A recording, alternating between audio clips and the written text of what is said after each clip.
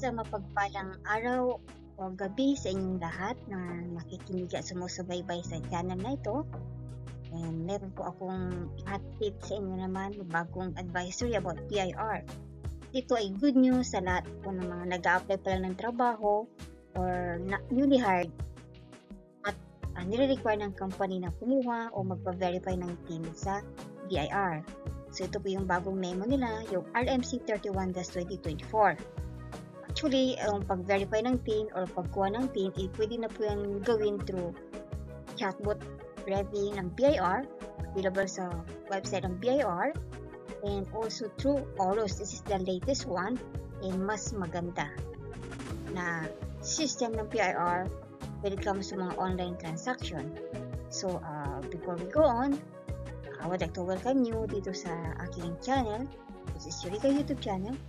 Sa mga baguhan pala, first time here, itong channel na ito ay nagbibigay po ng mga mahalaga and mga bagong update advisory about BIR. Kaya kung gusto nyo po itong mga itong klaseng content, mag-subscribe na lang po kayo para kayo ay ma-update whenever na may bago tayong mga advisory or issuances. Kasi yun ang aking tira-try na ma-make sure na maihatid agad yung mga ganitong mahalagang memorandum or advisory. So, let's go. Tuloy natin. Is itong BIR advisory na ito, sinasabi dito na hindi na kailangan pumunta o pumila pa sa BIR para lang magpa-verify ng team lahat ng mga newly hired employee.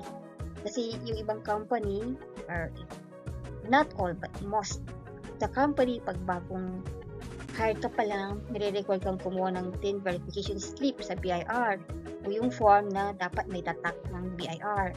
But this time, because of this memorandum ay no need na. Okay?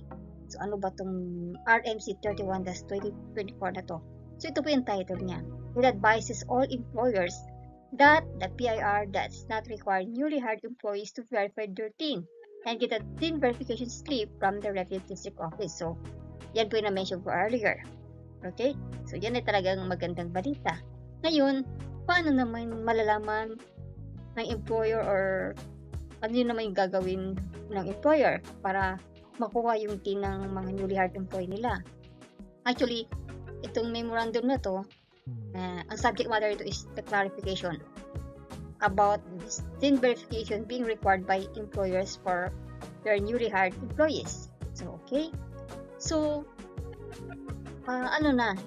hindi na na-allow ng BIR na yung mga newly hired employees kailangan pang pumila sa BIR para lang kumuha ng TIN verification slip na yan.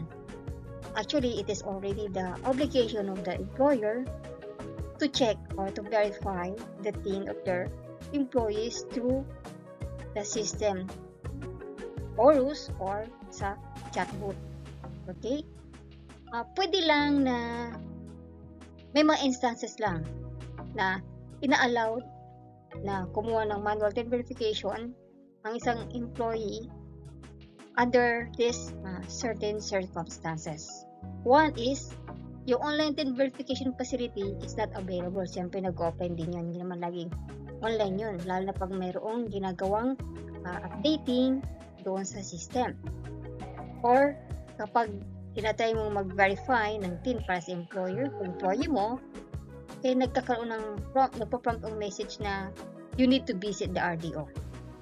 So, yun. And pangalawa, there is a need for BIR person to further verify the correctness of taxpayer registration information.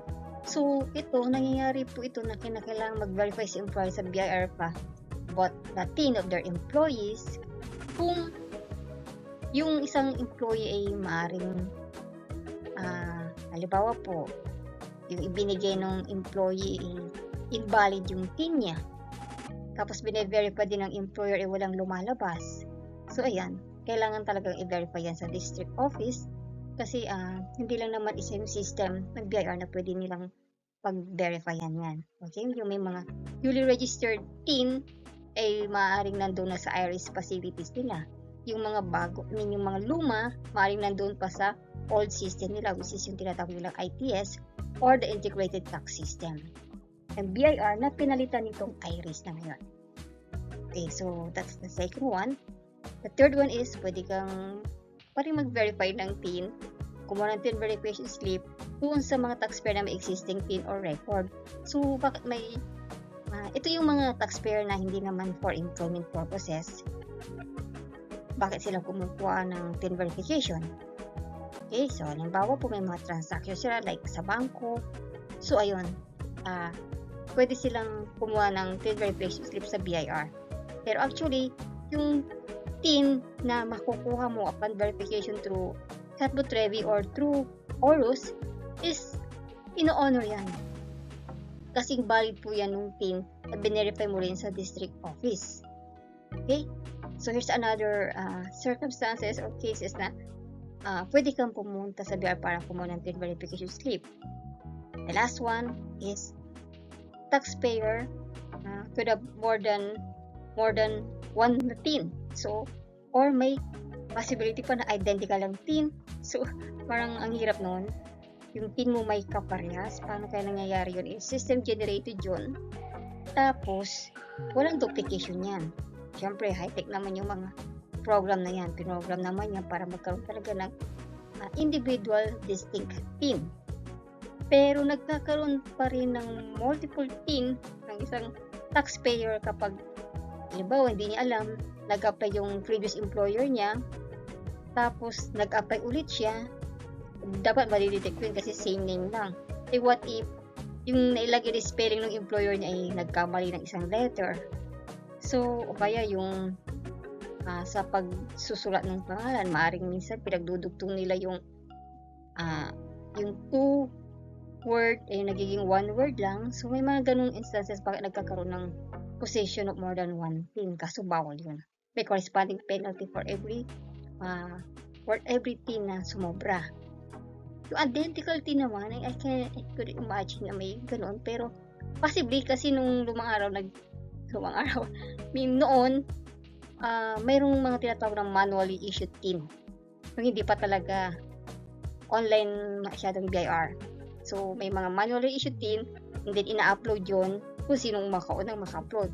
Kaya minsan doon nagkakaroon ng duplication. Okay? So, ito naman po, yan, yung employers. All employers are advised to use the BIR Orus. Yan yung chatbot. Okay? So, whatever the result is paid here is sufficient enough to prove na yun talaga yung valid TIN ng isang employee. Okay? So, that's the summary of this advisory ng BIR. I hope na may natutunan kayo at sana i-share nyo to sa iba para malaman din ng iba. So, until next vlog, thank you and God bless. To God be the glory.